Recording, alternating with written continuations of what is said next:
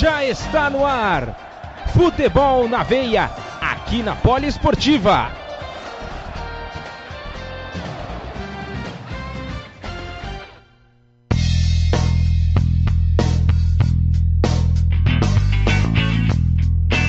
Olá, sejam muito bem-vindos a mais uma edição do nosso Futebol na Veia. Chegamos à nossa 8ª edição deste programa que leva até você tudo o que você precisa saber sobre o futebol no mundo. Se você quer saber o que acontece nos outros continentes, assim como no nosso também, né? No nosso futebol sul-americano, também temos tudo sobre o futebol norte-americano, sobre a Europa, sobre a Oceania, sobre a Ásia.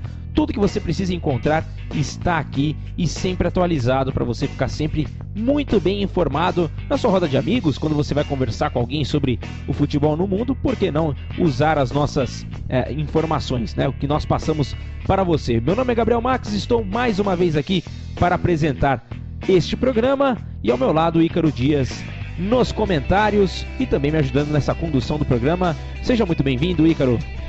Muito boa noite, Gabriel Max, muito boa noite, ouvinte da Rádio Poliesportiva. Bom dia, boa tarde, boa noite. Bom dia, boa tarde, boa noite. Não sabemos que local do Brasil ou do mundo você vai acompanhar esse podcast, mas seja muito bem-vindo ao que melhor aconteceu na semana do futebol, né? Lembrando que terminou essa semana de UEFA Champions League, que foi o nosso último programa.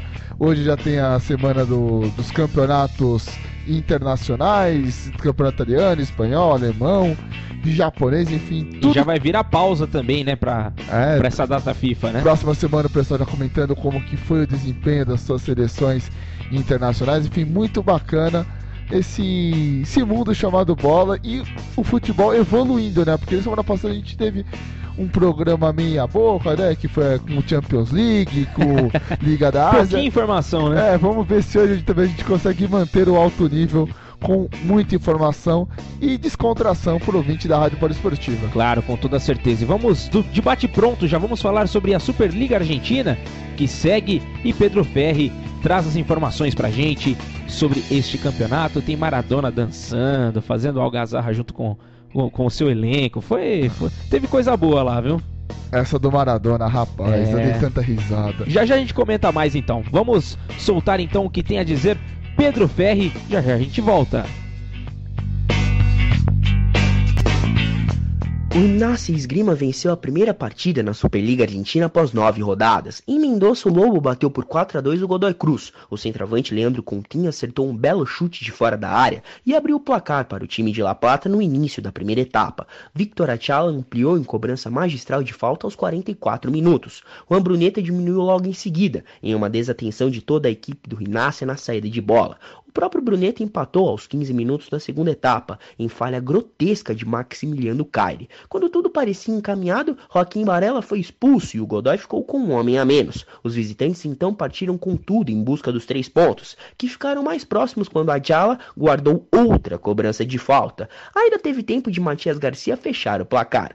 Essa também foi a primeira vitória de Diego Maradona à frente do Gimnasia Esgrima. El Diez dedicou a vitória à mãe, Dalma, e nos vestiários caiu na farra junto com os jogadores e arriscou até uma cúmbia. Declaradamente de esquerda, Maradona passou todo o jogo utilizando um boné da Venezuela, dado ao astro por Nicolás Maduro. O azul e amarelo presente no gorro de Diego também fazem parte da camiseta do Boca Juniors. O clube chinês venceu fora de casa o Defensa e Justiça por 1-0. O tento foi marcado por Agustín Almendra, mas além do resultado que deixou o Boca isolado na liderança com 21 pontos, a equipe de Gustavo Alfaro mais uma vez jogou mal. De certo modo, vindo de uma derrota no Superclássico pela semifinal da Libertadores, a vitória era necessária para reanimar a equipe. No entanto, é difícil imaginar que com esse futebol o River Plate sofra uma virada na série. O Missionário segue firme e forte em todas as frentes. Desta vez, o time de Marcelo Gallardo venceu no Monumental de Núñez o Patronato por 2-0.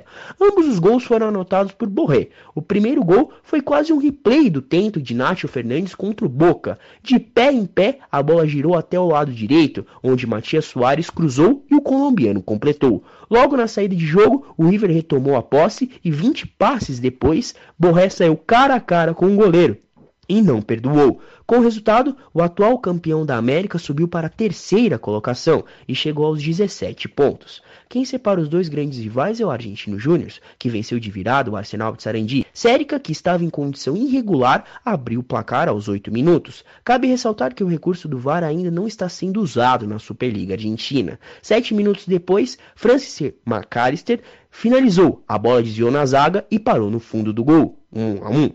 O empate só saiu do placar aos 36 minutos da segunda etapa, quando Gabriel Rauch fez de cabeça. Com o resultado, o clube de La Paternal chegou aos 18 pontos, 3 a menos que o Boca Juniors. Já o Arce caiu para a 9ª colocação, com 15 pontos. O sétimo é o São Lourenço, que iniciou a rodada na vice-liderança. O Ciclón despencou na tabela porque foi goleado em pleno Nuevo Gasômetro pelo Central Córdoba por 4-1. Com um a menos desde os 22 minutos devido à expulsão de Gianluca Ferrari, 3 dos 4 gols foram construídos aproveitando espaços no costado da linha alta defensiva. O único destaque do time de Boedo foi Bruno Piton. O lateral esquerdo chegou ao 5º gol na competição e divide a artilharia do campeonato com Rafael Santos Borré.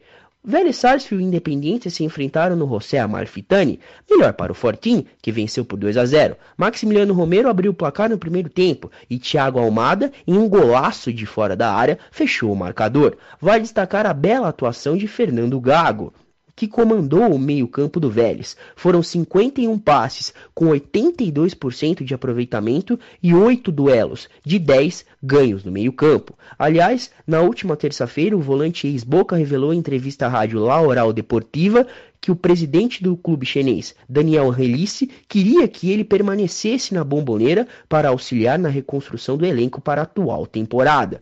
Não podemos esquecer também do clássico da província de Santa Fé. O Unión levou a melhor sobre o Colón com um gol de Nicolás Massola.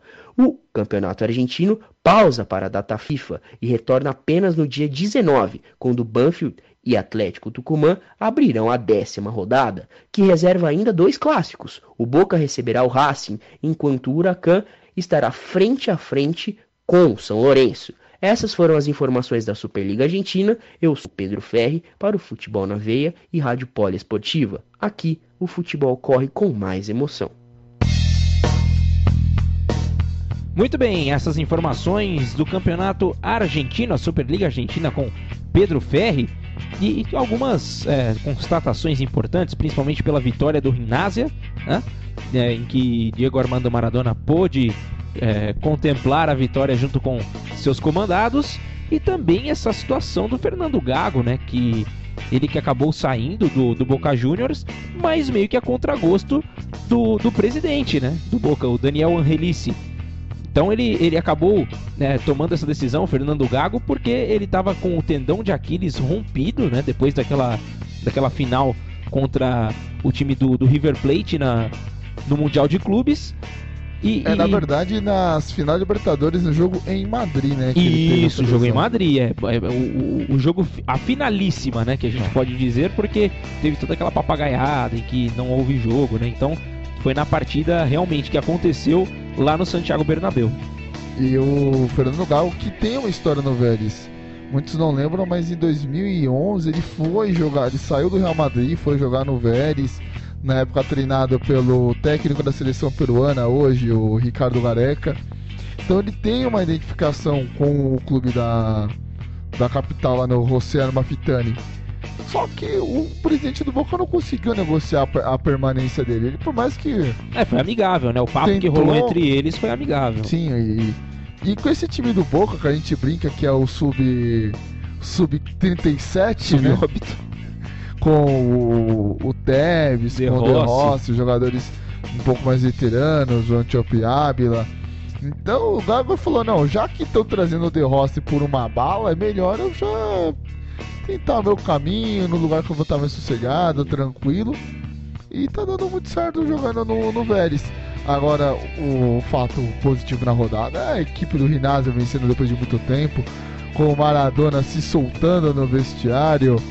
Dançarino, né, o Maradona, né? Usando até como o próprio Pedro citou lá, o boné que ele ganhou do Maduro.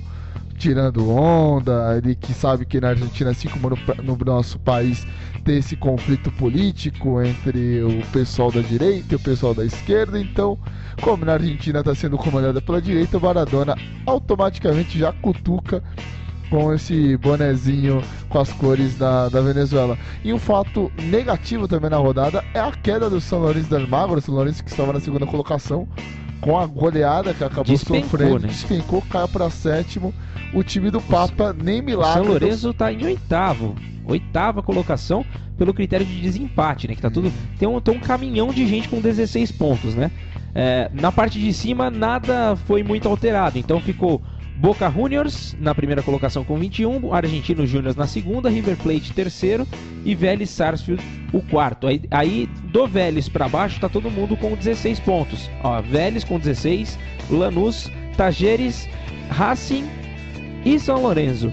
Todos esses times com 16 pontos. E depois, fechando essa zona classificatória, o Arsenal de Sarandi com 15. Só tirando uma dúvida, que eu acho que tô lembrando muito do programa passado, mas Argentinos Júnior e Boca Juniors são os únicos invictos do campeonato argentino até agora. O né? Argentinos Júnior perdeu na rodada passada. Então o Boca é o único invicto nesta última rodada, que ocorreu nesse último final de semana, o Argentinos Júnior conseguiu vencer. Então temos o Lanús eu não sei se perdeu não, hein? Acho que o Lanús, deixa eu ver aqui se tem alguma informação sobre as partidas do Lanús. Vou até confirmar aqui pra gente não falar besteira. Vamos lá, deixa eu só rolar aqui. Já perdeu no campeonato também. Teve uma derrota para o São Lourenço. O próprio São Lourenço venceu o time do Lanús. Então o único invicto por enquanto é o Boca Juniors. É o Boca que vai ter missão difícil contra o River Plate, né? Para reverter 2-0 jogando em La Bombonera. Não vai ser nada fácil. É isso aí, muito bem. Vamos agora mudar um pouquinho, né, de ares. Vamos agora sair de Buenos Aires para ir para Montevideo, né? Vamos falar com o Luciano Massi, nosso repórter que traz as informações da Primeira Divisão de Uruguai, né? Já estamos no torneio Clausura. Vamos acompanhar quais são as informações do nosso repórter, sempre muito ágil, muito rasteiro nas informações. Ele consegue trazer tudo certinho pra gente, não precisa nem perder demais, né? O narrador voltou? Eu acho que sim, hein? Pelo jeito tem coisa boa pintando por aí. Na última semana o Uruguai ficou em luto, né? Pela morte do jogador de 17 anos. Vamos ver se o Campeonato Uruguaio voltou à ativa. Vamos lá, então vamos ao boletim de Luciano Massi.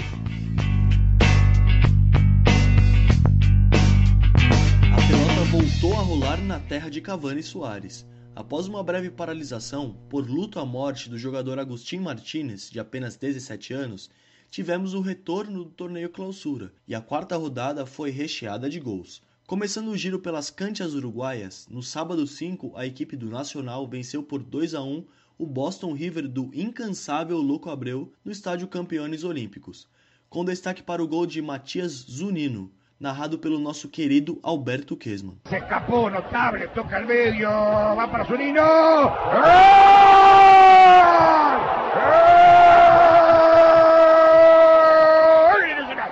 Gol! Golaço! Também no sábado tivemos duas goleadas. A primeira delas foi o do Cerro Largo, 5-1 em cima do Rampla Juniors. O segundo chocolate foi do Racing, 4-1 diante do Fênix. Em seguida, Danúbio e River Plate empataram em 1-1. Por fim, a equipe do Progresso superou o Wanderers, no estádio Parque Vieira, 1-0, gol de Agustín Gonçalves, pela voz de Danielo Meira. Le va a pegar González, tiró al arco.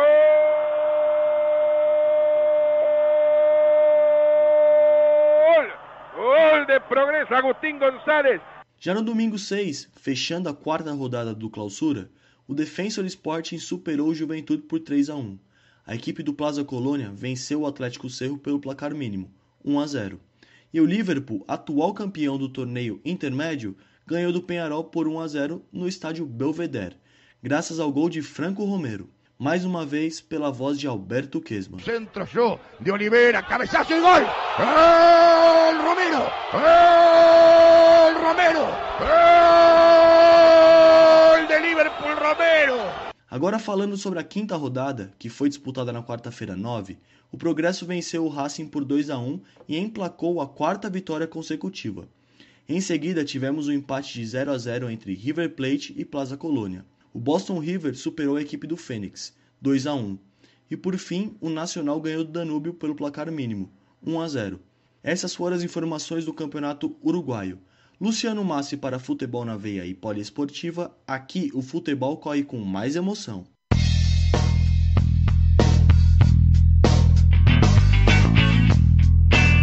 Muito bem, este foi Luciano Massi falando sobre o Campeonato Uruguaio, que agora sim voltando à sua normalidade, depois daquele caso complicadíssimo do jogador que veio a falecer, e voltando agora a bola a rolar e com a participação dos nossos narradores uruguaios, né, que é sempre muito importante, essa contribuição é muito legal, né? O Kesma voltou, né? Amigo. O gol! Muito bom, muito bom.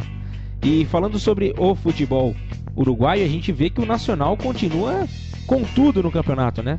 Invicto e com 100% de aproveitamento em 5 partidas disputadas, 5 vitórias, e o Progresso vem logo atrás, né? Juntamente com o Plaza Colônia, as duas equipes estão com 13 pontos, também invictas, porém ambas as equipes empataram por uma oportunidade. Então ali na briga, ali na parte de cima da tabela, tá bem, hein? Tá bem, o Nacional, que teve uma péssima campanha de intermédia, não conseguiu chegar às finais. Agora mostrando no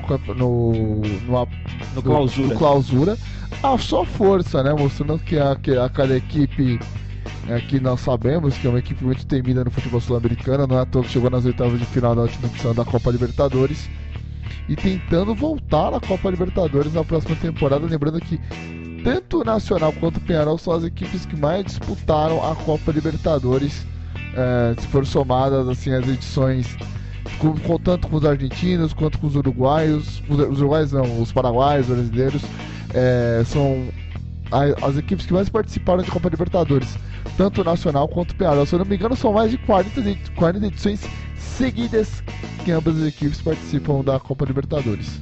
Muito bem. E agora vamos falar sobre o futebol uruguaio, vamos viajar agora para a América do Norte, vamos primeiramente passar pela Liga MX, que tem o boletim de Sara Café. Sara Café vai trazer as informações do Campeonato Mexicano e com informações que nós havíamos pedido no nosso último programa, que nós ficamos na dúvida de como que funciona o descenso no Campeonato Mexicano, não é, Ícaro? Sim, porque ainda mais a situação do Veracruz, que é uma situação complicadíssima, aí fica a dúvida. Sara, como que ocorre esse rebaixamento no mexicano, como que funciona a liga, e ela explica tudo para você agora no boletim do Tequilão. Isso mesmo, então vamos lá.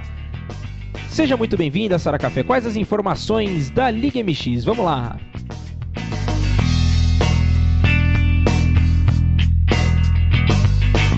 Olá amigos, como estão? Bueno, eu começo esse boletim com uma polêmica, ou melhor chamar de situação desagradável.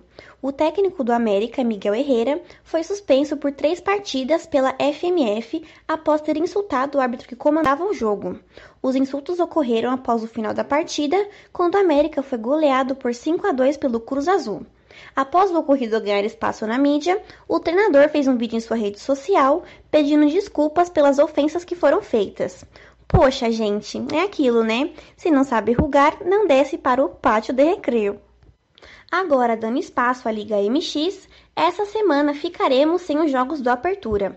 Isso por conta dos amistosos internacionais que estão ocorrendo. Mesmo assim, precisamos falar daqueles que não ocupam boas posições na tabela.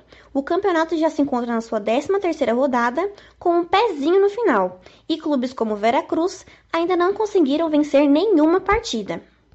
A dúvida que paira é, no caso do Campeonato Mexicano, ocorre o rebaixamento dos clubes quando não se saem bem durante a temporada?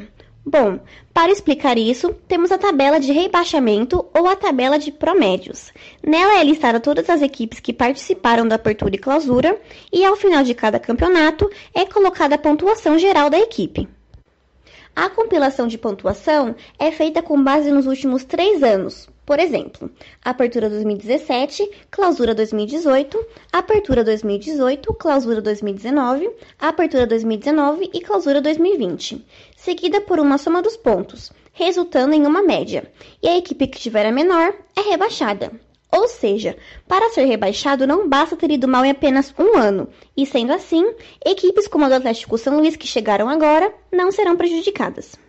Por exemplo, um possível caso de rebaixamento é o do Veracruz, que voltou agora para a primeira divisão e possui apenas 4 pontos, ou seja, sua média é baixíssima e provavelmente irá para o Ascenso MX, a segunda divisão do Campeonato Mexicano.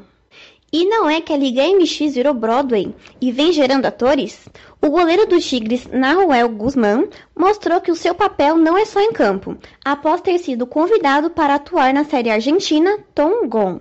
A websérie conta sobre a história de um músico que busca alavancar sua carreira. A produção é dirigida por Diego de Bruno e terá sua estreia em 16 de novembro.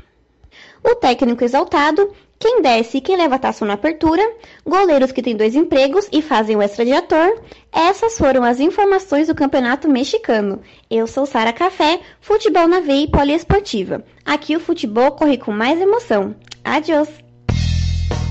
Adiós! Muitas graças, Sara, pelas informações dadas. E que coisa curiosa, né, rapaz? Bastante coisa sendo modificada e também agora um esclarecimento com relação ao descenso do Campeonato Mexicano. Agora já sabemos que é uma média dos últimos 3 anos que faz com que o time seja rebaixado para o acesso MX, né? Que é a liga de acesso para a primeira divisão. Se a gente fosse pegar no Brasil, um exemplo de uma equipe que está na zona de rebaixamento hoje, que é a Chapecoense, ela não seria rebaixada, porque nos últimos 2 anos ela conseguiu uma média maior, conseguiu ir para a Libertadores de 2017 e conseguiu até uma boa campanha no ano de 2018. Então, pelo cálculo, ela não seria rebaixada.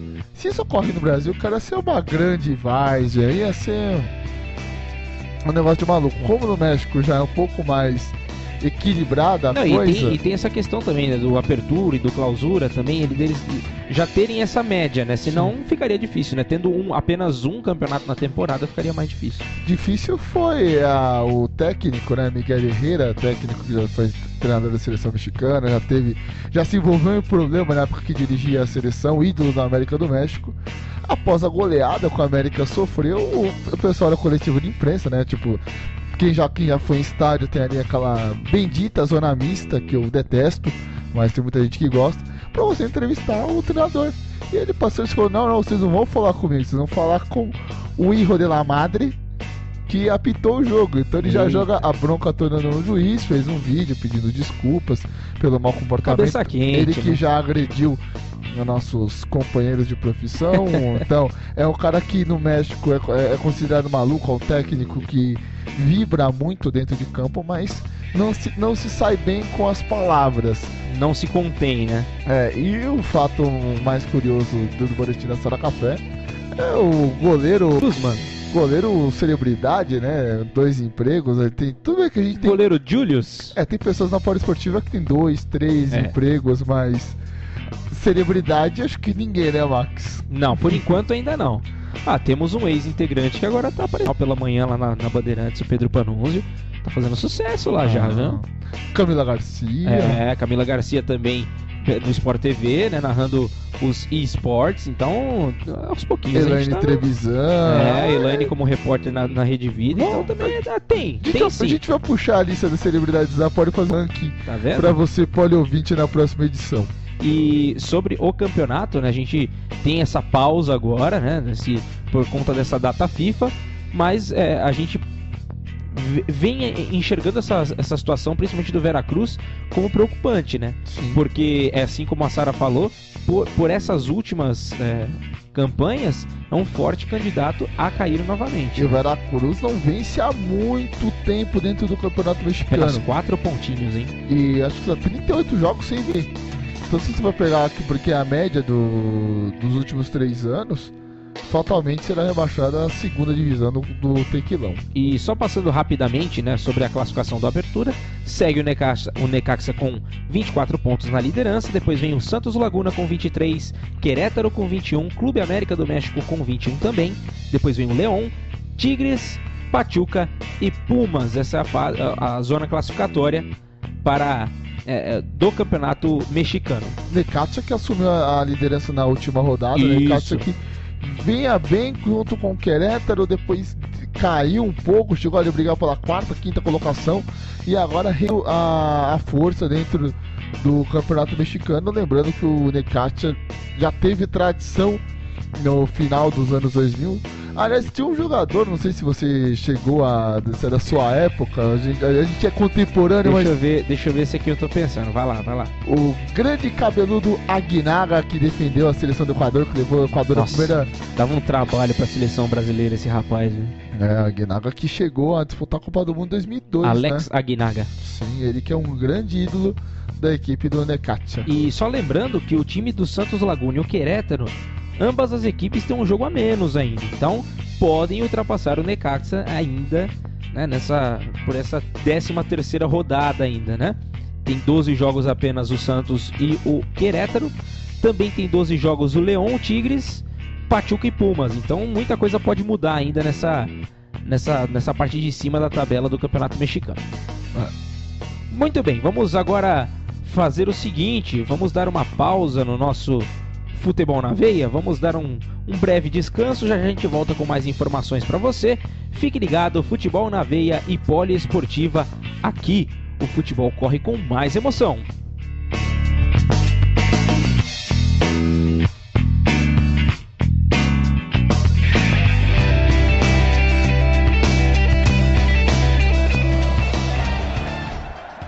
Você está ouvindo Futebol na Veia.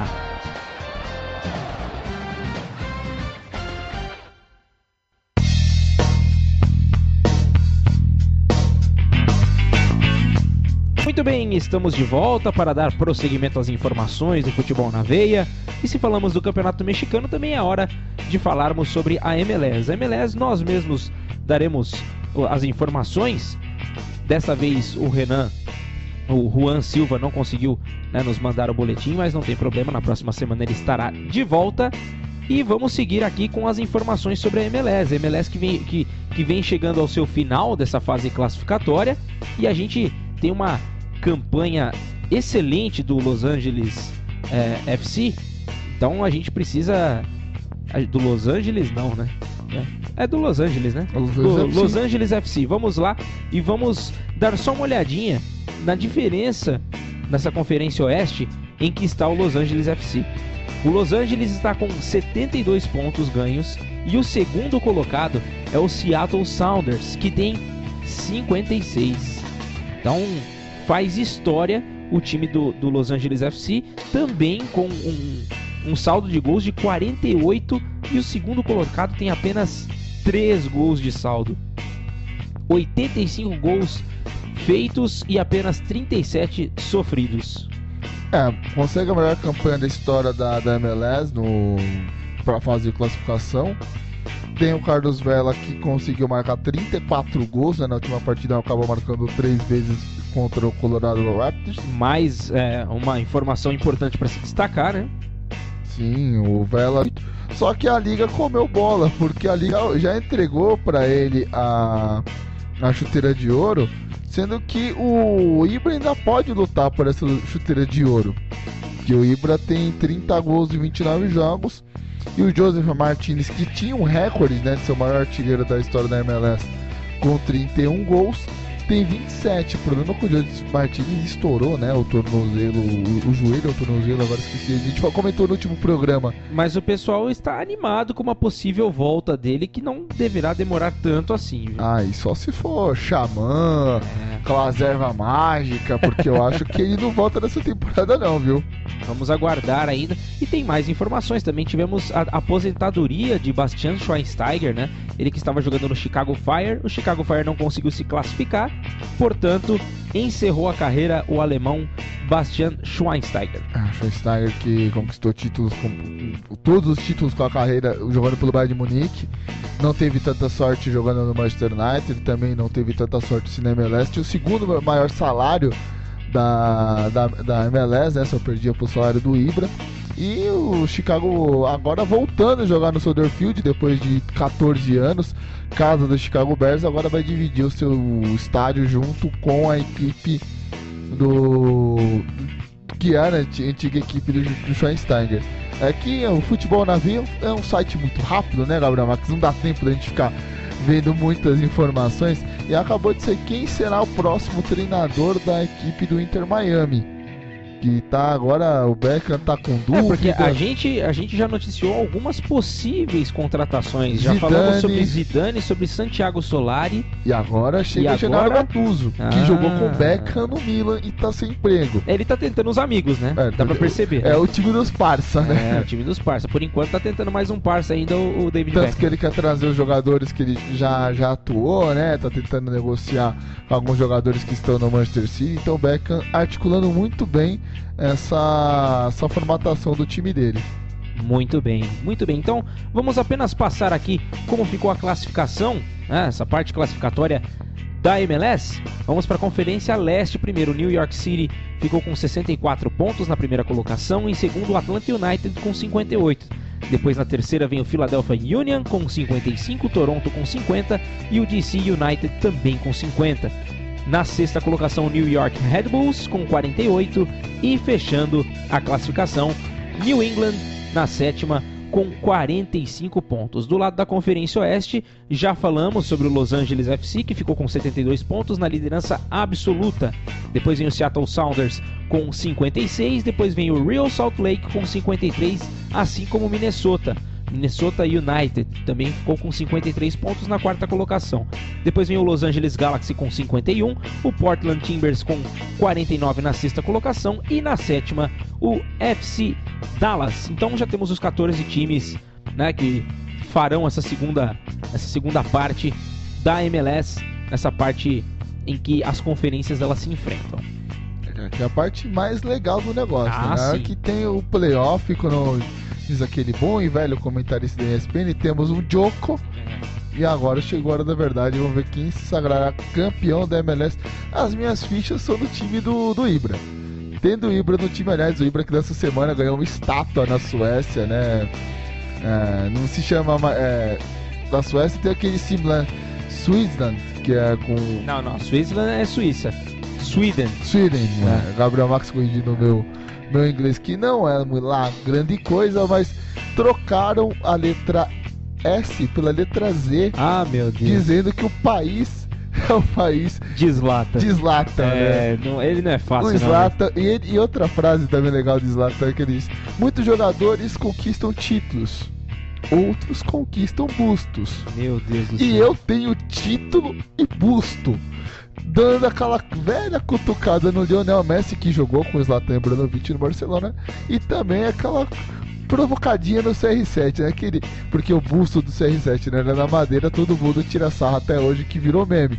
E lá na Suécia fizeram uma estátua de corpo inteiro do Ibra, enfim, né? O Ibra tá se achando demais. Só um pouquinho, né? Só um pouquinho. Ele pode também, né, Gabriel? Muito bem. 29 jogos, 30 gols, não é pra qualquer um. Não é pra qualquer um, é verdade.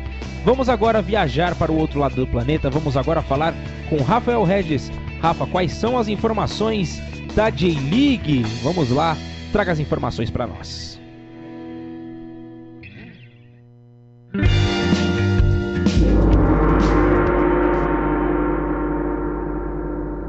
Irachai Macê! Seja muito bem-vindo, muito bem-vinda a este resumo do que aconteceu e vai acontecer na J-League, o campeonato japonês.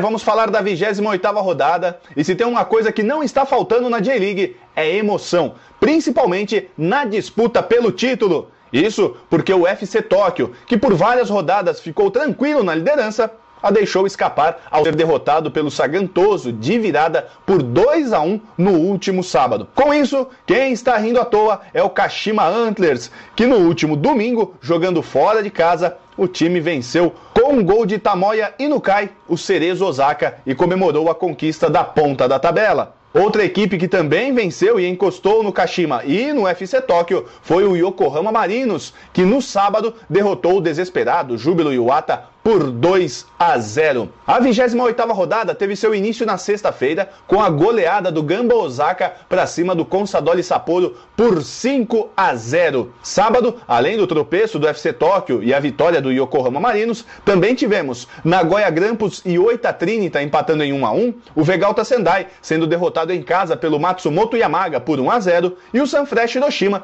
que não teve piedade do Vissel Kobe, goleando por 6-2. No domingo, além da vitória do Kashima Antlers, que rendeu a ele aí a liderança da J-League, nós tivemos também o Urawa Red Diamonds 2, Shimizu S-Pulse 1 e o Shonan Bellmare, mesmo jogando em casa, foi goleado pelo Kawasaki Frontale por 5-0. O gol brasileiro que destacamos nesta rodada, não podia faltar, né? É o de Serginho, mas não o do Kashima Antlers, e sim o do Matsumoto Yamaga, que luta contra o rebaixamento. Ele marcou o gol que deu a vitória à sua equipe diante do Vegalta Sendai.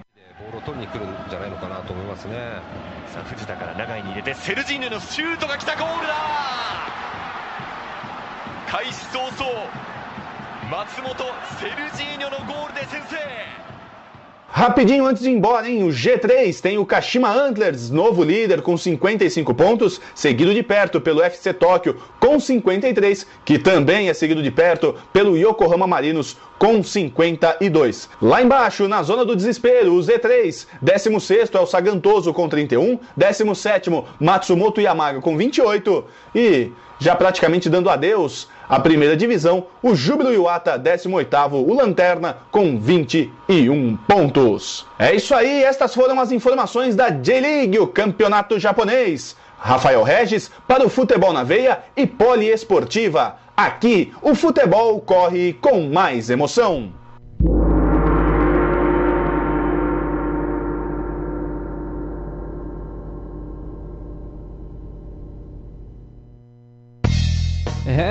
Com gongo e tudo, no começo e no final. Rafael Regis trazendo as informações da J-League e que tem alguém que estava muito esperto por ali, né, circulando ali entre os primeiros colocados e que tomou a carteira do FC Tóquio, que foi o Kashima Antlers. O Kashima, que já tinha sido eliminado na Copa da Ásia para a equipe do Guangzhou Evergrande. Aproveitou que não tinha mais outra competição para disputar, falou, agora vou ligar a chavinha, né? O Zico mandou, falou, não, vamos brincar, vamos jogar sério agora. Quando é pra brincar, é pra brincar, quando tá valendo. E em 3 rodadas já assume a liderança do campeonato japonês e traz junto o Yokohama Marinos, né? Então a briga que tá na bota ali, né? E o Yokohama Marinos que tava lá embaixo, tava dando uma de morto, ninguém tava dando tanta importância pra ele. E agora entra na briga também, né? Uma briga direta, tanto lá em cima quanto lá embaixo. Então, só pra ilustrar o que tá acontecendo, principalmente nessa parte de cima, o Kashima Antlers está com 55 pontos, seguido agora pelo FC Tóquio, que perdeu nessa última rodada, né, para o Sagantoso, com 53. Então são 2 pontos que separam as duas equipes, e o Yokohama Marinos está logo ali no encalço, com 52. Então é apenas 1 pontinho que separa o terceiro do segundo colocado e 3 pontos entre o terceiro e o líder. Então quem cochilar aí vai acabar se prejudicando bastante. Depois vem o Frontale com 47 pontos, seguido do Sanfrecce Hiroshima também com 47, Cerezo Osaka com 46. O Consadole Sapporo na 7ª colocação com 40, empatado com o Oita Trinita na 8ª colocação, sempre lá na 8ª colocação, Oita Trinita. Depois vem o Vissel Kobe com 35, o Urawa Reds com 35 também, e o Shimizu S-Pulse com 35 pontos. Mais abaixo temos o Gamba Osaka na 12ª colocação, com 34 pontos, o Nagoya Grampus com 33 e o Vegalta Sendai com 32 na 14ª colocação. Shonan Bellmare está na 15ª com 31, empatado com o Sagantoso com 31 pontos. E na zona de rebaixamento temos o Matsumoto Yamaga com 28 pontos e o Júbilo Iwata praticamente rebaixado com 21. Este é o campeonato japonês e o Sagantoso pode ainda figurar ali fora dessa zona em que disputará, né, quem fica na primeira, quem vai para a segunda. São 6 rodadas, né, até o final do campeonato japonês. E se a gente for analisar, Max, do Vissel Kobe até o Matsumoto são 7 pontos. Então dá pra tirar, então tá muito apertada essa disputa entre o 9º e o 17º colocado. Não sei não, viu? Tem muito time que tem que começar a abrir o olho, o próprio Nagoya Grampus, o Bengata Sendai. São... Maldade. Que ironia. Oh, meu Deus. A maldade está nos olhos de quem vê, viu, Gabriel Marques? Muito bem. Mas voltando, porque tá apertada essa disputa. São 18 pontos disputados. A diferença tá em 7.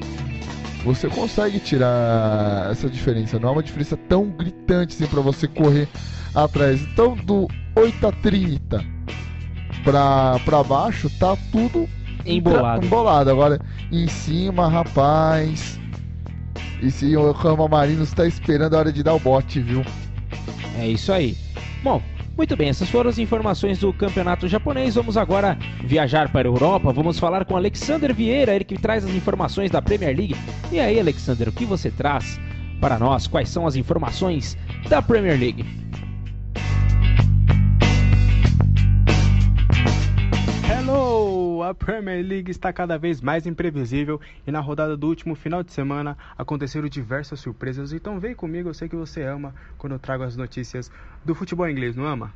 Para começar, o Brighton meteu 3-0 no Tottenham.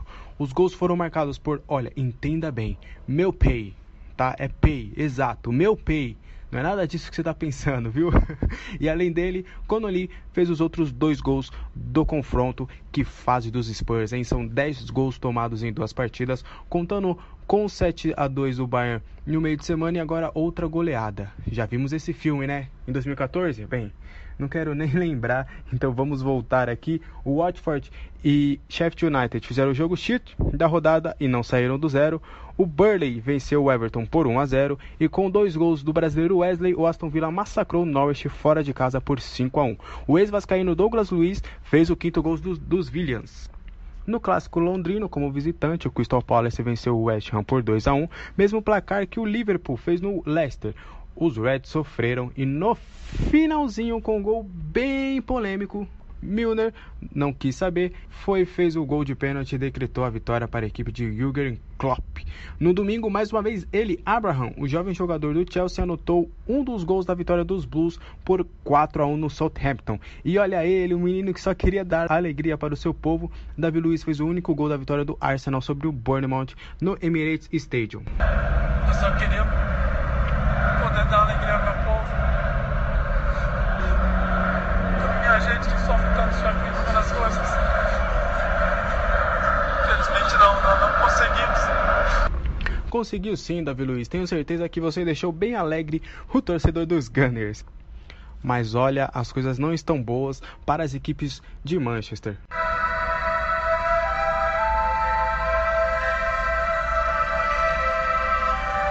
Primeiro, o United acabou sendo derrotado pelo Newcastle pelo placar mínimo. Os Diabos Vermelhos fazem a pior temporada de sua história. Será que Solskjaer consegue se manter no cargo até o final da temporada? Sei não, hein? E já no lado azul, os Citizens foram derrotados pelo Wolverhampton por 2-0 em casa. E agora já vem a diferença para o líder Liverpool aumentar em 8 pontos. O Liverpool tem 24 pontos, o City tem 16, em terceiro aparece o Arsenal com 15, Leicester, Chelsea e Crystal Palace tem 14 pontos. O Burnley aparece em sétimo com 12, mesma pontuação do West Ham. O Tottenham tem 11, mesma pontuação do Bournemouth.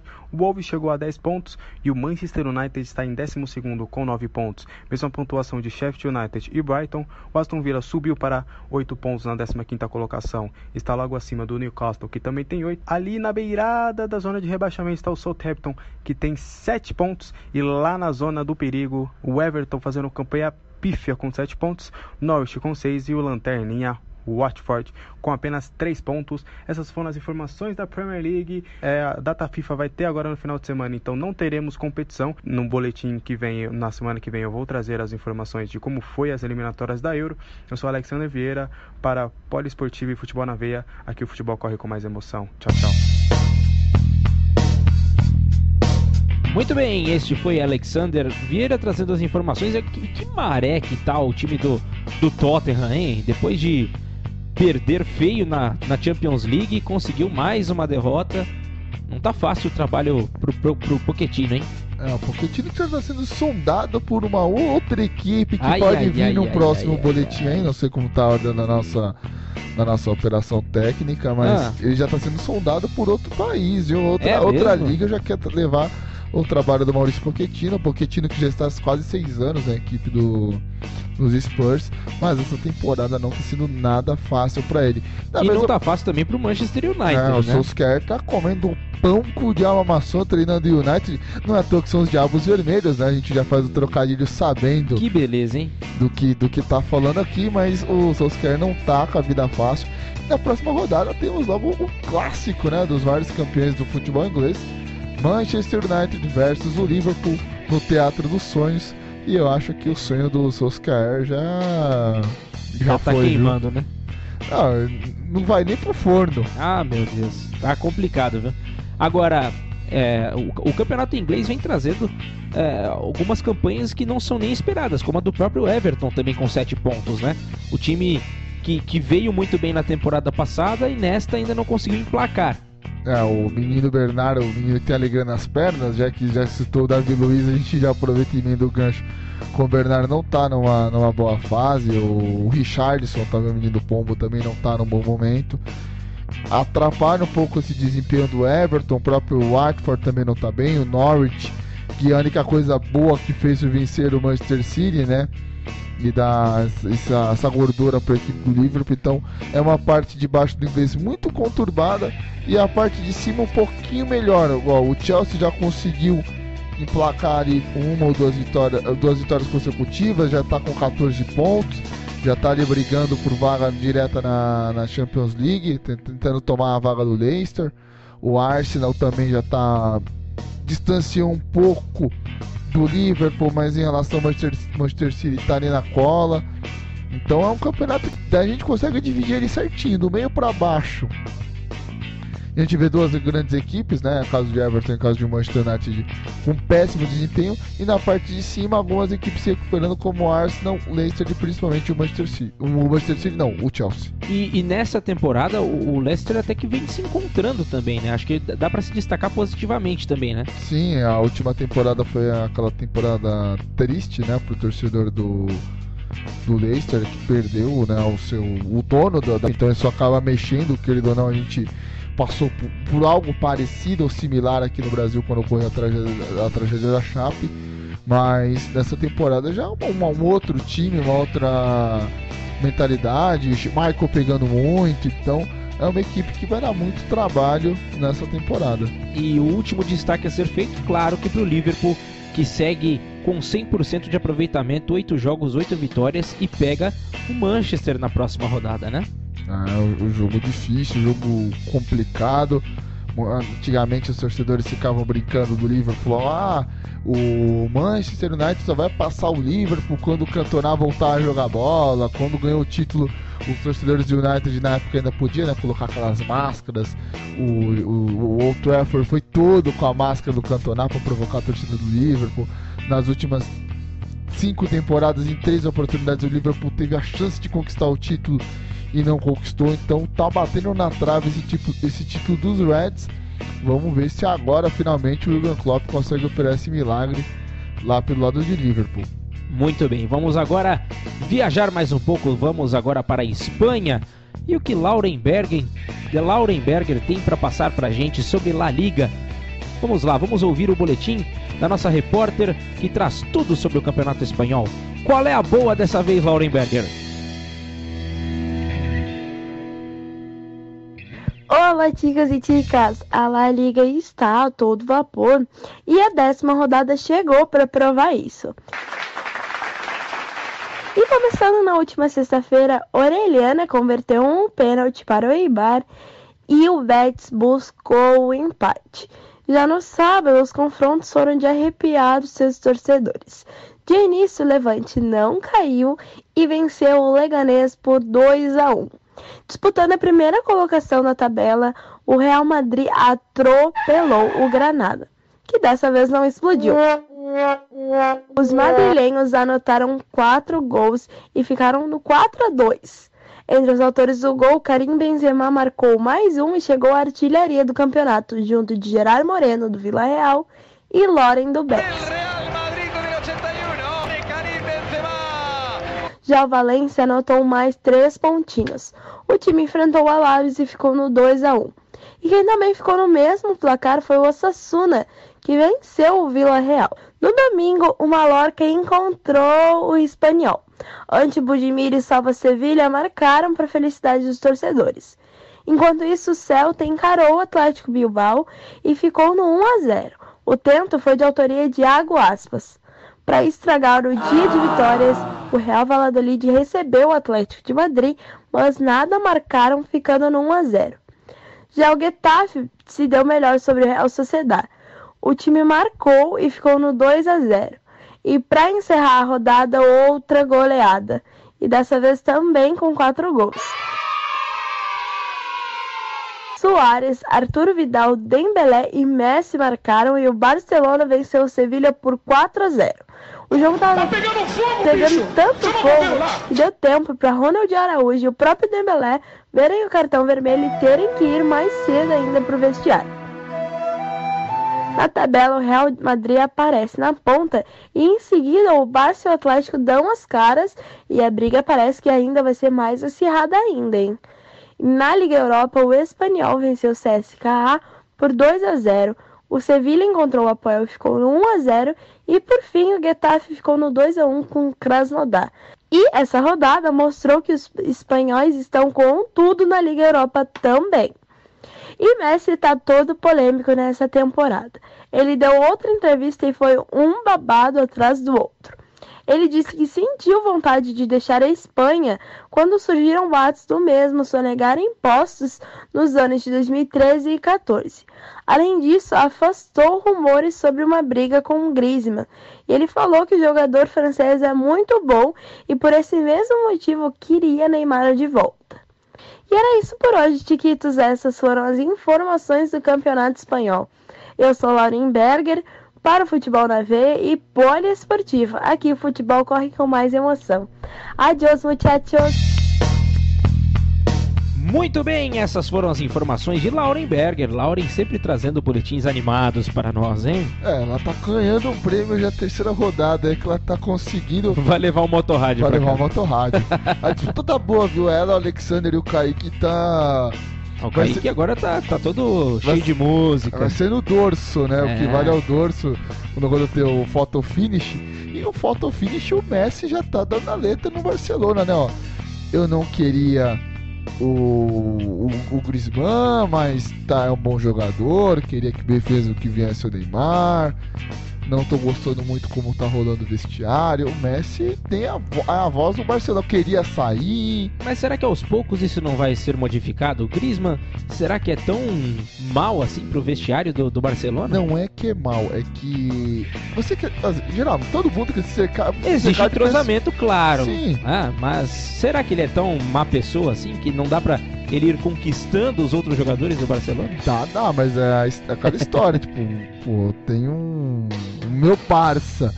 Eu queria que meu parça viesse. Tá vindo outro cara que não é. Pô, o cara fica meio porque parece que a diretoria tá empurrando a seco. E ele é o dono do time. Ele é o dono do time. Não tem outra conversa. Como outro jogador também que é o dono do time é o Karim Benzema, que tá renovando o contrato com o Real Madrid até 2021. O Benzema que tá na sua 10ª temporada com a equipe merengue. Tá faltando pouco aí pra ele bater o recorde do Puskás, né? De ser chegar no top 10 da artilharia do Real Madrid. Não é pra qualquer um. Tudo bem que ele é contemporâneo da era Cristiano Ronaldo, mas pô, mesmo assim, se você conseguir bater a marca do Puskás, não é qualquer um. Não é fácil, não. E o Madrid que lidera com folga, né? 2 pontos de vantagem pro Barcelona. Nem tanta folga, mas né, segue ali firme na primeira colocação. Não perdeu nenhum jogo até agora. Geralmente o Real Madrid, quando começa assim, ou ele ganha o título, ou ele perde os 2 do Barcelona e aí esquece, amigo. E apesar de não ter uma pré-temporada das melhores, o time do Barcelona segue na 2ª colocação com 16 pontos, né? Teve 2 derrotas, mas apenas um empate, né? O time do Barcelona, seguido depois do Atlético de Madrid com 15 na 3ª colocação, Granada com 14 na 4ª. Depois temos a Real Sociedad com 13 pontos e fechando o Sevilla também com 13 pontos nessa zona classificatória do Campeonato Espanhol. Muito bem, vamos fazer o seguinte, vamos para mais uma pausa no nosso programa. Já a gente volta, temos mais campeonatos ainda para falar com vocês. Então, já a gente volta. Futebol na Veia e Poliesportiva, aqui o futebol corre com mais emoção. Aguarde, daqui a pouquinho a gente volta.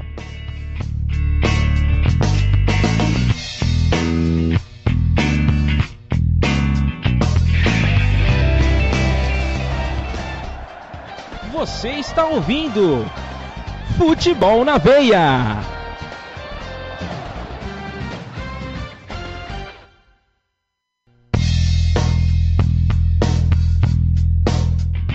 Estamos de volta no nosso Futebol na Veia, aqui na Rádio Poliesportiva.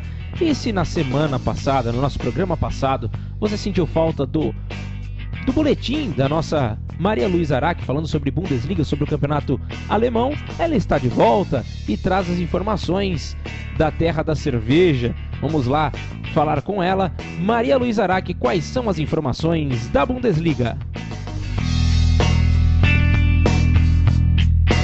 A sétima rodada da Bundesliga contou com reviravolta na liderança e marca histórica do Borussia Mönchengladbach. Na sexta-feira, o Hertha Berlim recebeu o Düsseldorf, venceu por 3-1 e alcançou sua terceira vitória consecutiva no campeonato. Na manhã de sábado, o inconstante Hoffenheim visitou e surpreendeu o Bayern de Munique. Os visitantes garantiram a vitória pelo placar de 2-1, colocando a liderança bávara em risco. Essa foi a primeira derrota do gigante da Baviera na temporada. O clube acumulava 4 vitórias e 2 empates.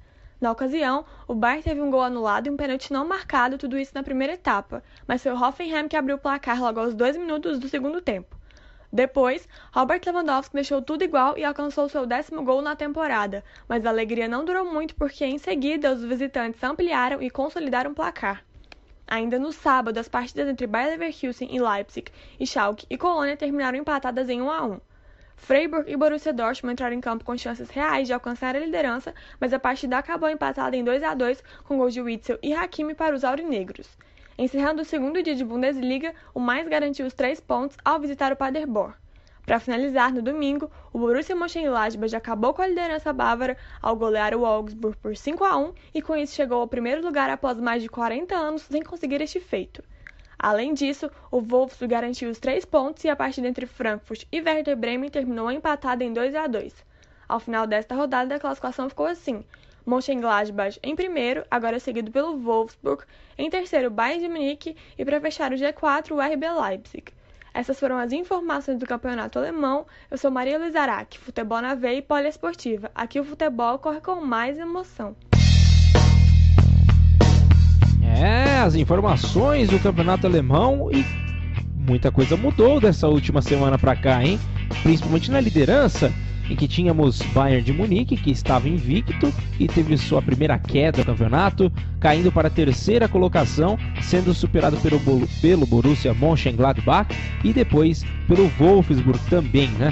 Então temos na liderança um time que há 40 anos não figurava, né, como o primeiro colocado da Bundesliga. Há 2 semanas eu tinha brincado, o Bayern na liderança. Não adianta dar seta pra esquerda que o Bayern não vai tropeçar. Acabou tropeçando. Mas como existe sempre a boca maldita nas transmissões da Poliesportiva, no programa também tem. No programa também tem. É a marca registrada da rádio. A gente falou, a gente fala de um time, o time começa a cair. Não sei como o Liverpool não caiu na Inglaterra ainda, mas vamos aguardar. Enfim, mas muito bacana o Mönchengladbach conseguindo chegar aí depois de 40 anos à liderança do campeonato alemão.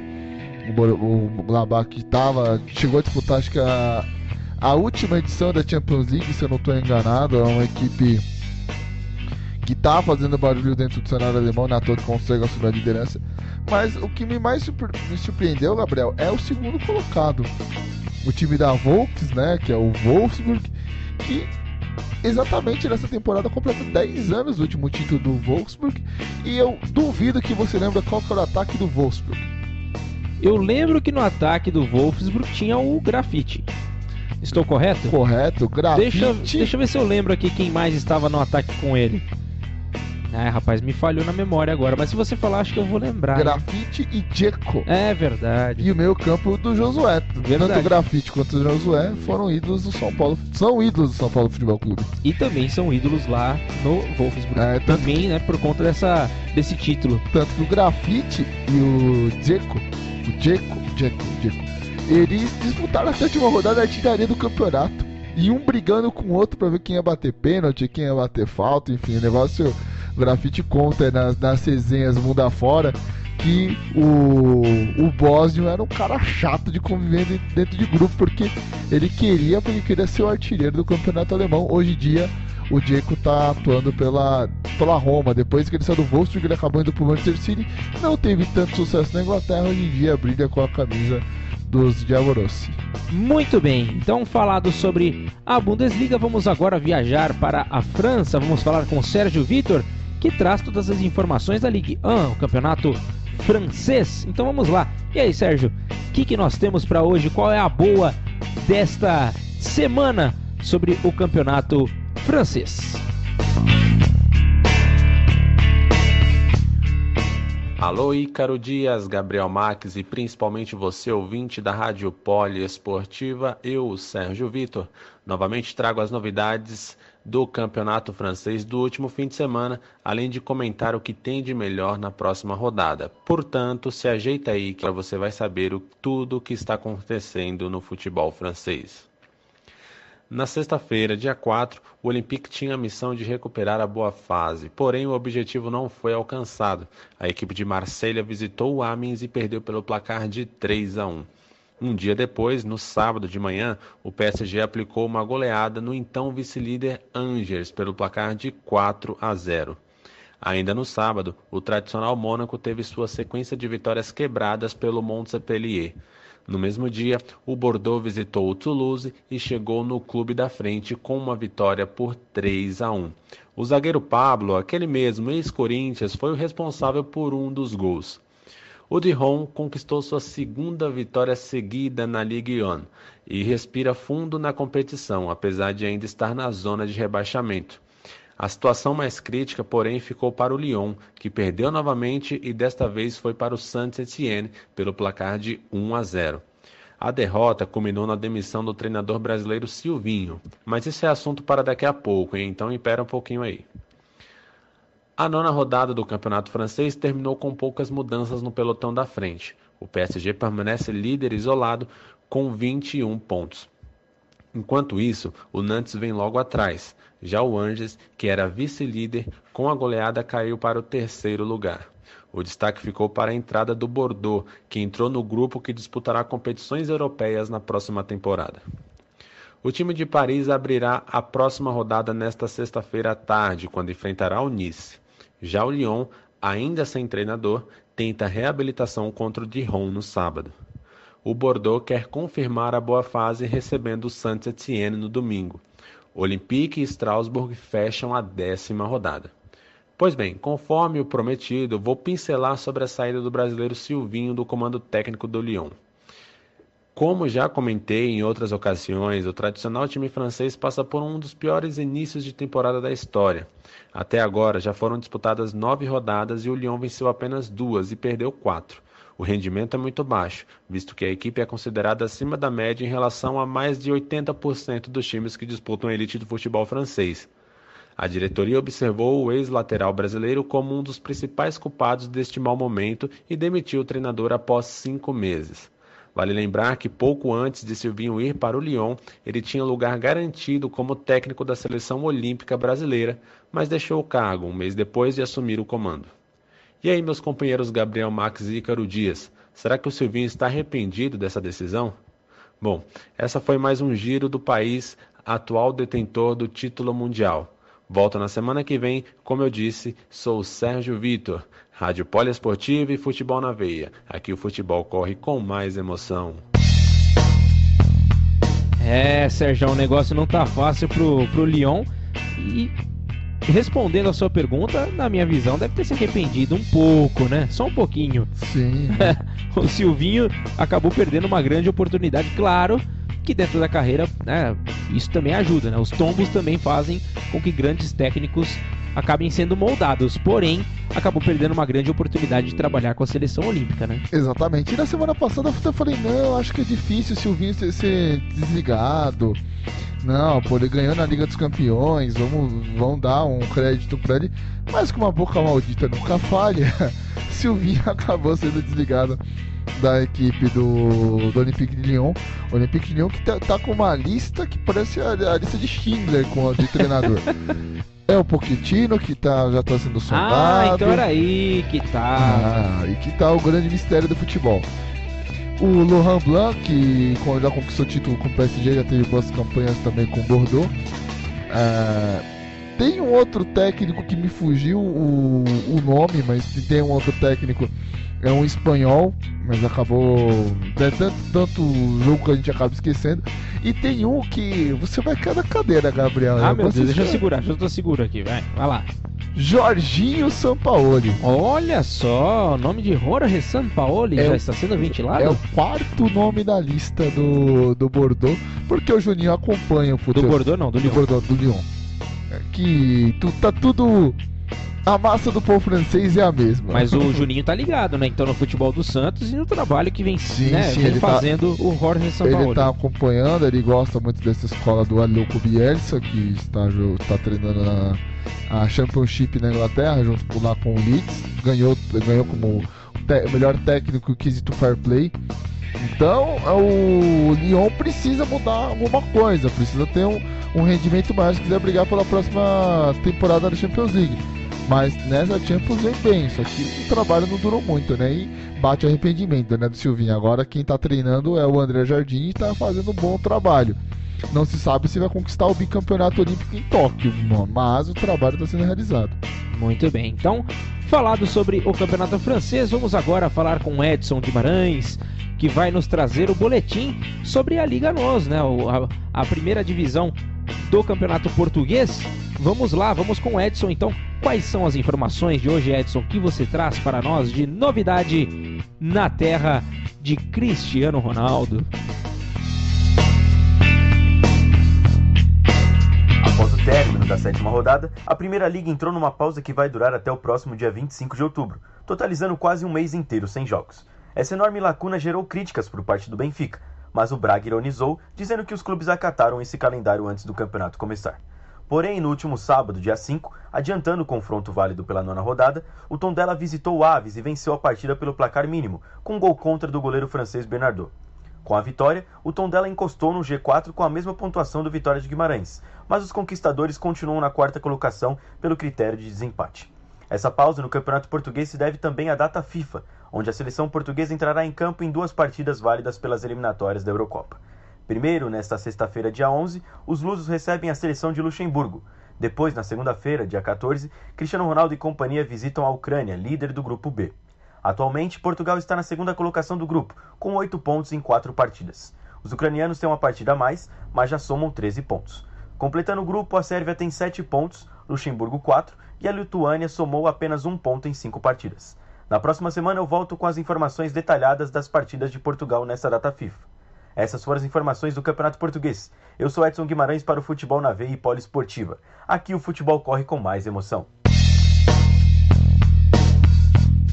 Tá aí, rápido e sucinto, né? Nas informações e muito bem no seu boletim, o Edson Guimarães falando sobre o Campeonato Português, que teve essa pausa longa, né? Em que o Benfica foi cutucar a galera, foi falar sobre o calendário, mas tinha gente que tava ligado e falou, quando foi começar o campeonato já tinha sido aprovado. Você assinou o regulamento? Nossa. Se assinou, fica quieto, não tem que reclamar. Não tem muito o que fazer, depois que já tá rolando não adianta questionar, né? Porque eu fiquei triste que não foi falado, o Edson falhou nesse boletim. Ah, que saudades do meu Famalicão. Não falou do Famalicão, então eu estou muito chateado, porque o Famalicão vai ser o campeão português dessa temporada. Espero que seja a boca bendita e não a boca maldita. Meu Deus, dá até medo, viu?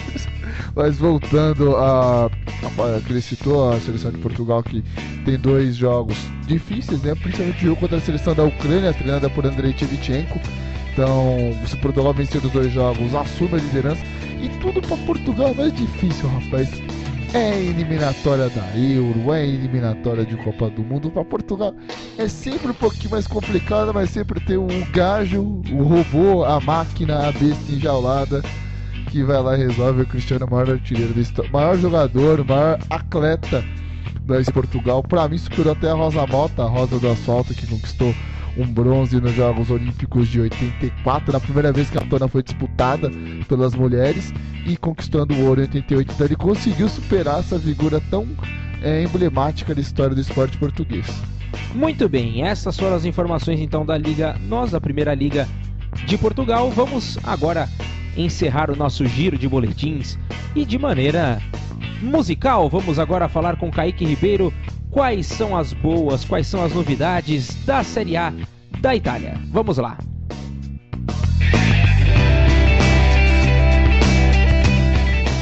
Opa, vou deixar aqui minha pizza de lado porque agora é hora de trazer as informações do que aconteceu no futebol italiano no último fim de semana. A 7ª rodada da Série A Team teria começo nesta sexta-feira com Brescia e Sassuolo. Entretanto, o jogo foi adiado devido à morte do ex-presidente dos Neroverdes, Giorgio Scinzi. No sábado, a Spal voltou a vencer no campeonato ao derrotar o Parma em casa por 1-0, com gol do artilheiro da equipe Petanha. Já a Sampdoria... Não tem mais o que comentar sobre a ex-equipe de Eusébio Di Francesco. Isso mesmo, ex-equipe. A Sampdoria segue isolada na lanterna do campeonato e perdeu mais uma na competição, desta vez sobre o Verona por 2-0. O resultado fez com que o clube demitisse o então treinador do cargo. Para fechar o dia, o Milan até saiu atrás no placar com um frangaço de Pepe Reina, mas com gols de Kessié e Rafael Leão e com o goleiro se redimindo no final pegando pênalti, os rossoneiros venceram o Genoa por 2-1. Porém, o clima segue quente em Milão. A qualquer momento, o Milan pode demitir Marco Giampaolo e anunciar Stefano Pioli como seu novo técnico. No domingo, a Fiorentina recebeu no Artemio Franchi a Udinese e com o gol de Milenkovic, a Viola chega a mais uma vitória no campeonato, por 1-0. Já Roma empatou em casa contra o Cagliari por 1-1 e segue irregular na competição. A Lazio, fora de casa, ficou no 2-2 com o Bolonha, enquanto o Napoli empatou sem gols com o Torino, no norte da Itália. A Atalanta venceu mais uma do campeonato, na abertura do seu estádio, agora reformado. Com bela atuação dele sempre, do Van Zapata, os Nerazzurri venceram por 3-1 o Lecce e segue na terceira posição. Enfim, o derby de Itália fechou a rodada no domingo e só teve gol de argentino. A Juventus abriu o placar no Giuseppe Meazza com Dybala, mas Lautaro Martinez empatou de pênalti. Porém, na parte final, Higuaín decretou a vitória dos bianconeres por 2-1 fora de casa, e assim ultrapassam a Internazionale e assumem a ponta da competição. A Juventus pula para o primeiro lugar da competição com 19 pontos, um a mais que a vice-líder. Na sequência, fecham G4, Atalanta e Napoli respectivamente. Roma e Lazio vêm logo a seguir na quinta e sexta posição. O Milan é apenas o 13º e na zona de rebaixamento se encontram Lecce e as equipes de Genoa e Sampdoria. Enfim, o Caute só volta no dia 19, devido à data FIFA, mas a Itália joga no próximo sábado e na próxima terça-feira, em compromissos pelas eliminatórias para a Eurocopa 2020. Essas foram as informações do futebol da Terra da Bota, com Kaique Ribeiro, futebol na veia e poliesportiva. Aqui o futebol corre com mais emoção. Deixa eu voltar aqui para minha pizza e arrivederci! Muito bem, voltando para a pizza agora, Kaique Ribeiro. Só um asterisco colocado, né, pelo próprio Kaique, que nos informou que o gol do Milan não foi marcado por Rafael Leão, como foi dito neste boletim, e sim por Theo Hernandes. Então só essa pequena mudança aí em quem marcou o gol. E também tivemos mudanças com relação a comando técnico dentro da Série A, né? Já que ele falou pizza, até que aquela madeira que você abre a pizza, agora tá na hora de eu poder falar mal desse time maravilhoso que me deixa com raiva, chamado Associação Calcio de Milan. Primeiro, você tira o treinador atual, o Giampaolo, que tava fazendo um péssimo trabalho. Traz o Pioli, Stefano Pioli, que não teve trabalho em lugar nenhum, não teve um trabalho com grande renome. Daí você olha assim, pô, mas quem teria no mercado pro Milan correr atrás? Aí você vê bem, tentou correr atrás do Spalletti, não deu certo. Poderia tentar um Wenger, não trouxe. Um Mourinho poderia tentar seduzir ele que já falou que não não treinaria outro time, na Inglaterra e treinou, na época que ele era ídolo do Chelsea no United, agora fala que é torcedor da Inter, mas poderia, quem sabe, treinar o Milan, também não tentaram. Daí, vamos trazer um ídolo, alguém que tenha um renome com o clube. Marco van Basten, que foi um grande ídolo rossoneiro, já treinou seleção da Holanda e tudo mais, não foi chamado. O Rijkaard, vamos pegar um cara que ganhou a Champions League com o Barcelona, também não foi chamado. Então, a diretoria do Milan, como se usa aqui no Brasil, é aquela diretoria de Carey, né? A diretoria de palhaços, né? Que não consegue ver assim um futuro pro time e coloca quem quiser. Tipo, o time tá bem pra caramba. Eu vou pegar a tabela do carro. 13º. 9 pontos apenas no campeonato. 9 pontos, estão 3 atrás da zona de rebaixamento. Pra você ter uma ideia, o Parma tá na frente do Milan, né? O Parma que é um time que chegou a falir. O Parma chegou a penhorar as taças de campeão da Liga UEFA de 99. Então, uma equipe que sofreu, comeu o pão que o diabo amassou, usando o termo dos torcedores do Milan, né? O Devil Rossoneiro tem que comer esse pão Milan para voltar a ser grande. E falar sobre também outra coisa chata, Gabriel, que ocorreu no último final de semana, junto com o do campeonato italiano. Nem só, assim como a gente estava comentando, nem só de racismo vive a Série A também, né? A Diletta, o nome dela é Diletta, agora esqueci o sobrenome, ela é jornalista que já passou pela Rai, passou pela Sky e também pela DAZN. Teve cânticos machistas pra direita. Às vezes, quem vai em estádio muito pra comprar jogo, às vezes o pessoal fica brincando com as querilhas, fazer aquelas piadinhas sem graça, o pessoal também já tá meio mamado. Só que lá na Itália ela peitou, ela fez com o dedo indicador não, fez o sinal negativo e foi até a polícia do estádio denunciar. Só pra complementar, o nome dessa apresentadora e repórter é Diletta Leotta. Diletta Leotta. Que trabalhou durante muito tempo na RAI, recebeu a proposta da DAZN, tá na DAZN nessa temporada. E ela falou, não, eu vou processar o Napoli. Não, mas eu vou processar o Napoli, é um absurdo, não dá, eu tô trabalhando, eu não tô no desfile. Tudo bem, a moça é uma moça bonita, uma moça simpática, é atraente, mas não precisava o pessoal fazer essa palhaçada toda e mexer. A gente pega assim pelo nosso tá na nossa poliesportiva, tem a gente já citou ela hoje, a Camila Garcia, participou do programa do reality show da Sport TV, conquistou com mérito, e que depois criou a campanha porque ela é mulher. No mesmo caso, a jornalista italiana, porque ela é mulher, ela é super competente, e você fazer isso é uma mancha dentro do campeonato italiano. A gente podia estar falando também sobre a campanha da Juventus, que conseguiu vencer o derby de Itália 2-1 em cima da Inter, só com gols de argentino. O Cristiano Ronaldo não teve uma grande noite, né? O Cristiano Ronaldo que não tá ainda emplacando do jeito que os torcedores de Turim estavam desejando. Poderia se falar outras coisas dentro do Calcio, né? Como a Fiorentina, que vem se destacando, vem jogando muito bem nas últimas rodadas, vem criando o tropeço da Napoli jogando contra a equipe do Torino no Estádio Olímpico de Turim. Mas fica esses dois fatos inusitado, né? Que é a demissão do Gianpaolo para a entrada do Pioli e o time não rendendo. E esse outro fato negativo da Diletta, porque das 3 primeiras rodadas do campeonato italiano, o Kaique falou em todas as rodadas problemas sobre o racismo.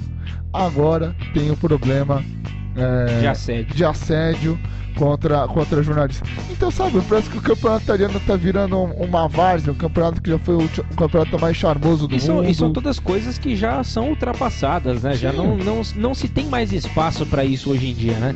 Tanto com relação ao trato com as mulheres, porque elas são iguais, elas têm direitos iguais, elas estão trabalhando igualmente. Aqui nos nossos boletins temos a Lauren Berg, a Sara Café, a Maria Luísa Araque, são nossas colegas, e nem por isso, a gente vai censurar, falar algo do gênero, da mesma maneira que tem que ser assim em qualquer profissão. Agora, você chegar, a pessoa vai lá, se prepara, estuda pro jogo, fica na frente de uma câmera, passa informação, e você ser ofendida, porque não é um chaveca, né? Vamos ser bem franco. Então, isso é o que denigre mais a imagem do campeonato italiano. Imagem essa que a Itália não estaria usando azul para os próximos amistosos, é uma cor verde esquisita. É uma cor em comemoração, né? O tempo renascentista. Sim, mas não tem que ser tempo renascentista, tipo, a Itália não estaria renascendo, a Itália não está conseguindo jogar bola. É uma seleção que... Tinha que ser cinza, né? Para ressurgir das cinzas como a Fênix. Exatamente, a Itália Me contratem. Na Copa de 2010... Copa 2010 foi eliminada na primeira fase, 2014 também, 2018 nem foi. E você vai me coloca uma cor verde na camisa da Itália, tipo, o tradicional com aquela azurra, que vem desde a da época depois da Segunda Guerra Mundial, que a Itália realmente adotou essa parte de azurra mesmo, esse 4 azurra. Agora me fica uma cor verde, velho. Pelo amor de Deus, aí não dá. Aí judia de mim, eu não sou merecedor desse teu amor. Que beleza! E assim que nós encerramos o nosso programa de hoje com essas informações e com todo o seu descontentamento, Ícaro Dias, sobre a Esquadra Azzurra, né? Dessa vez ficou a desejar. Estou descontente com a Esquadra Azzurra, estou descontente com o Milan, estou descontente com os torcedores idiotas da Napoli que ficam mexendo com a Diletta, né? A Diletta não merecia isso. Então, sabe, é o boletim mais criativo, mas também a gente tem que, tipo, além do lado de entretenimento do Kaique Ribeiro, a gente também tem que falar a parte séria, informativa, que com certeza. É uma parte que deixa qualquer comunicador assim indignado. Não o Milan, não a seleção da Itália, enfim, isso aí é o de menos, mas o trato com as pessoas errado, idiota, imbecil que se faz com a mulher nos dias de hoje. A gente tem as campanhas aqui no Brasil, tem as campanhas lá fora, às vezes a gente bate muito na tecla, sabe, do racismo, de você às vezes não aceitar uma pessoa de um outro país defendendo a sua seleção, mas o que é mais importante, que é a mulher que gera esses seres, que é a pessoa que reproduz, se ela quiser ou não, ela tem esse direito, é a pessoa que é mais metralhada, e a gente não tem tanto esse apelo. Tipo, eu fui ver essa notícia sem querer pelas mídias sociais, tipo, não saiu em nenhum portal aqui no Brasil. Aqui no Brasil a gente vê coisa muito pior. Você que acompanha mais o futebol do que eu, né, Gabriel? Tá sempre nas coberturas da Rádio Poliesportiva, você vê o tanto de assédio que acontece nesse país. Infelizmente acontece bastante e deve ser noticiado para que isso não aconteça mais, né? Muito bem, a gente continua sempre nessa campanha, né, apoiando as mulheres, seja onde elas quiserem estar, elas têm o direito de estar. Então, compartilhem também o hashtag Porque é Mulher, né, que juntamente com a Camila Garcia, que faz parte também do nosso time da Poliesportiva, ela veio enfrentando dificuldades e não é só porque ela é mulher que ela tá lá. É porque ela é competente, é porque ela estudou, é porque ela trabalhou muito para que isso acontecesse. Então, devemos dar o devido valor às mulheres e a todos os bons profissionais. E porque ela ama o esporte. Claro. Ela não vai estar ali porque, eu acho legal. Não, ela ama, ela não caiu de paraquedas. Não caiu. Isso a gente pode ter certeza. Tanto ela quanto a Elaine Trevisan, Jéssica de Rizio. Talvez podemos ter uma nova narradora dentro da Rádio Poliesportiva, em breve novidades. As nossas repórteres aqui, a Laura Berg, a Sara Café, a Maria Luísa Araque, são ótimas profissionais, então a gente tem que dar parabéns sempre a essas profissionais pelo excelente trabalho que vem realizando, não só na Poliesportiva, quanto também nos outros veículos que elas estão atualmente. Muito bem, então esse foi o nosso programa. Eu sou Gabriel Max, apresentei mais uma vez esse programa a vocês. Também gostaria de agradecer mais uma vez ao Ícaro Dias. Muito obrigado por mais essa condução do programa Futebol na Veia. Muito obrigado, Gabriel. Infelizmente, no próximo programa ainda estarei aqui conosco, não posso esquecer. Só no outro, hein? A chefeira liberou as férias essa semana, né? PA, precisamos conversar, marcaremos um café no domingão, tá certo? Aliás, agradecer demais você, Gabriel, conduziu muito bem o programa, agradecer também aos nossos ouvintes. E não deixe de seguir as redes sociais da Poliesportiva. Muito bem lembrado, hein? Aliás, deu esse nosso recado aos ouvintes. Muito bem, você é melhor do que eu nessa parte, vai. Vamos lá, para encerrar com chave de ouro, gostaria de pedir a todos os ouvintes, a todos que estão assistindo esse vídeo também no YouTube, para que continuem dando esse apoio pra gente, né? Então, sigam a nossa página no Facebook, www.facebook.com/Rádio Poliesportiva, também no Instagram, nosso Instagram, @Rádio Poliesportiva. Lá você encontra diversas informações, TBT, toda quinta-feira tem TBT lá, tem notícias do futebol, notícias do basquete, notícias do vôlei e por aí vai, né? Também temos o nosso Twitter, @RPoliesportiva. Também lá você encontra todas as nossas matérias compartilhadas no Twitter, né? E, claro, não deixe de acompanhar o nosso YouTube com o endereço Poliesportiva. Lá você encontra todos os nossos programas, as edições que você, porventura, pode ter perdido. Lá você vai encontrar, então, todos os nossos programas, tintim por tintim. E no YouTube, em breve, novidades. Opa, isso é bom, hein? Novidade é sempre bom. Vamos aguardar um pouquinho, né? Depois a gente fala um pouco mais sobre essas várias novidades, mas vamos com calma. Vamos devagar com o Santo de Barro. Muito bem, então, mais uma vez me despeço. Muito obrigado, até o próximo programa. Semana que vem estaremos de volta. Valeu, fui!